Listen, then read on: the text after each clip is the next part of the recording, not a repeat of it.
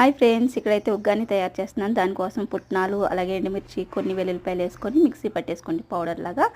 ఈ పౌడర్ పక్కన పెట్టుకొని ఇప్పుడు మరమరాలన్నీ కూడా నానబెట్టుకోవాలి. వాటర్లో నానబెట్టుకొని ఒక 5 నిమిషాలు తర్వాత బాగా నానిన తర్వాత పిండి వేసుకొని ఒక బౌల్లో వేసుకోవాలి. అసలు వాటర్ లేకుండా పిండి వేసుకోండి. తర్వాత స్టవ్ వెలిగించుకొని ప్యాన్ పెట్టుకొని ఆయిల్ వేసుకొని దాంట్లోకి మినప్పప్పు శనగపప్పు వేసుకోవాలి. కొంచెం వేగిన తర్వాత ఇప్పుడు కొద్దిగా పల్లీలు వేసుకోండి. పల్లీలు ఎన్నైనా వేసుకోవచ్చు. తర్వాత ఆవాలు జీలకర్ర వేసాను.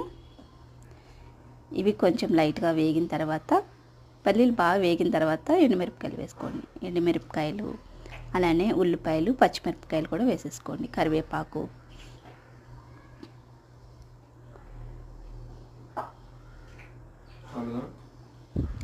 పల్లీలు బాగా వేగిన తర్వాత ఉల్లిపాయలు వేయండి. లేదంటే ఉల్లిపాయలో ఉన్న వాటర్ వచ్చేసి ఇంకా పల్లీలు వేగవన్నమాట. ఇప్పుడు కొంచెం టమాటాలు కూడా వేసుకున్నాను.